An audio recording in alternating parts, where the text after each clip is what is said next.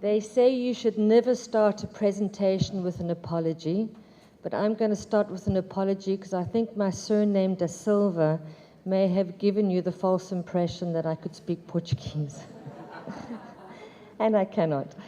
I married a lovely Portuguese man, and I was born in Scotland. I've lived in South Africa all my life, and I had a dream when I was 16 years old to come to Rio.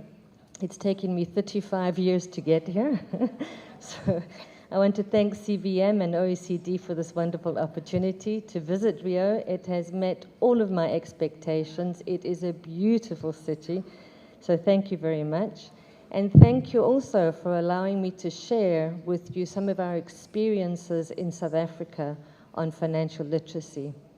Florine mentioned that we are now revising our national strategy.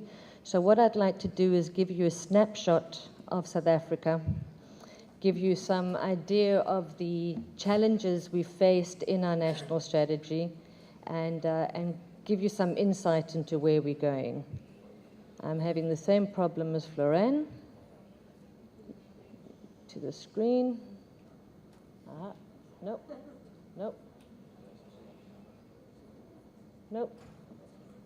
Okay.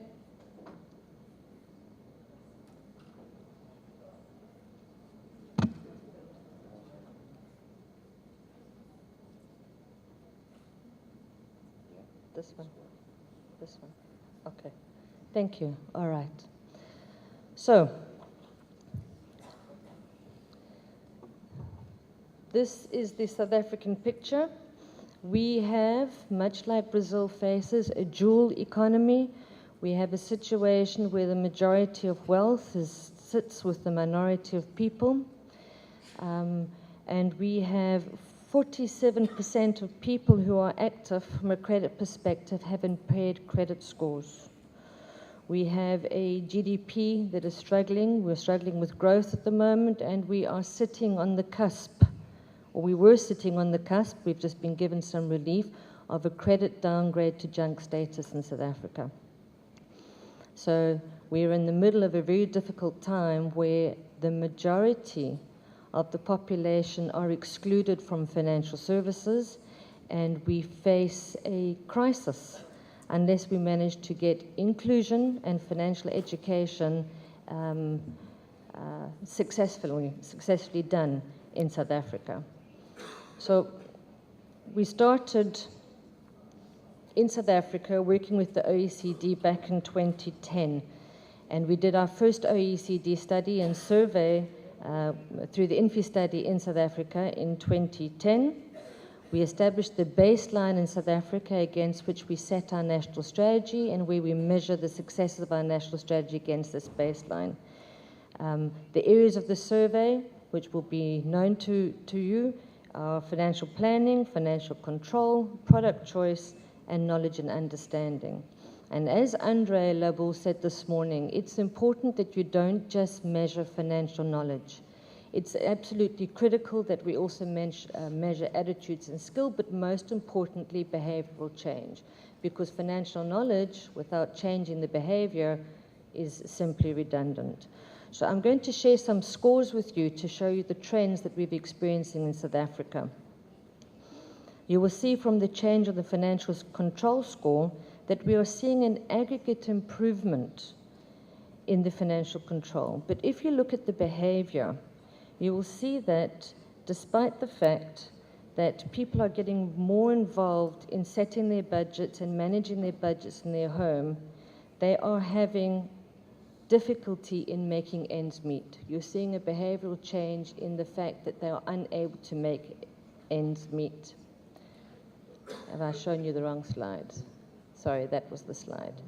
If you go to the financial planning, you'll see the same trends in behavior. You'll see that despite the fact that knowledge is being imparted, the behavior shows you that people are unable or have been unable to save money in the last 12 months.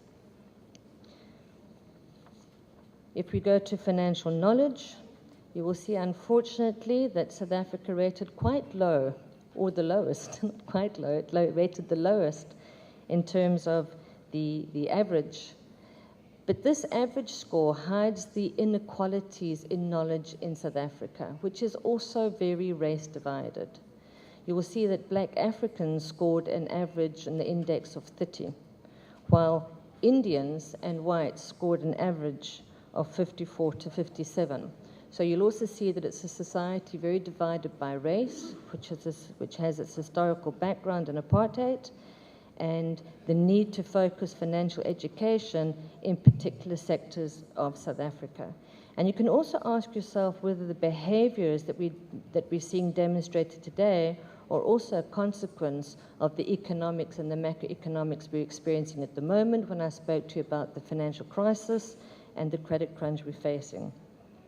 So you will see here the pattern of growth and how that correlates with behavior.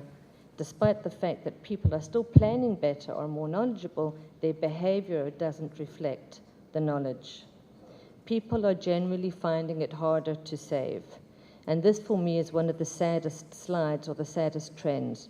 You will see South Africa scores. This is a rating of African countries, and South Africa scores very, very low in terms of the population that saves versus those that do not save. And you could take you back to Dr. Lusadi's slides this morning. The opposite, or the correlation, of course, of not saving is lending. We have a problem with household indebtedness in South Africa, and lending in South Africa is big business. It is very easy to get a loan in South Africa. You can turn on your cell phone. Every day you'll get at least 4 offers for a loan. You'll get no offers of opportunities to save.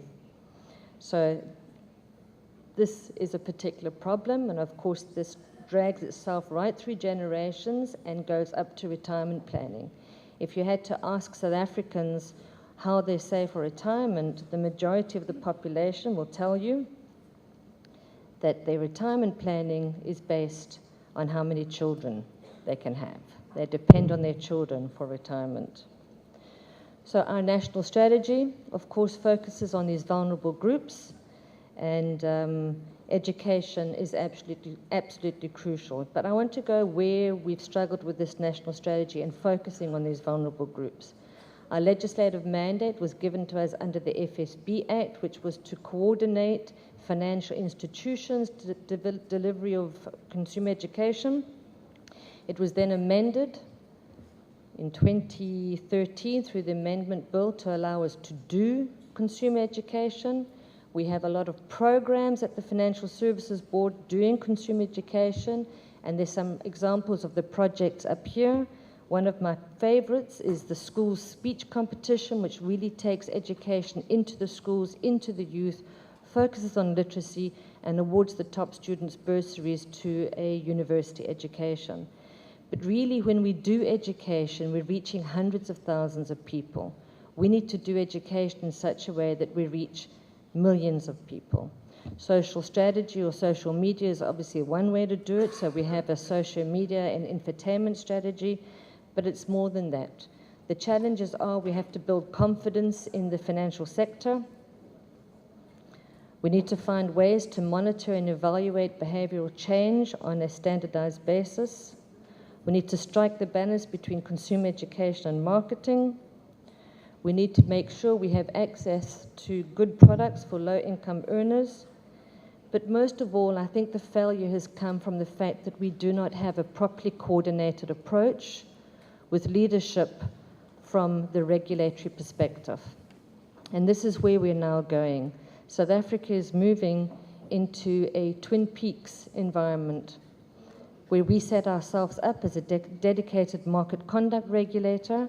And in setting ourselves up as a dedicated market conduct regulator, we are building the rights for the regulator to draft, set, monitor, and supervise the implementation of best practice standards by the industry. So not just the regulator doing it, but coordinating the industry's provision of financial literacy in line with the national strategy. We will write best practice standards around what literacy looks like, who it's directed at, how it's monitored and evaluated, and how we measure the behavioral change. And this is written under our Twin Peaks Bill, which comes into force and effect probably April 2017. So it's a time I'm looking really forward to, because as one of our great icons says, no country can really develop unless its citizens are educated, and that includes financial education. Thank you very much.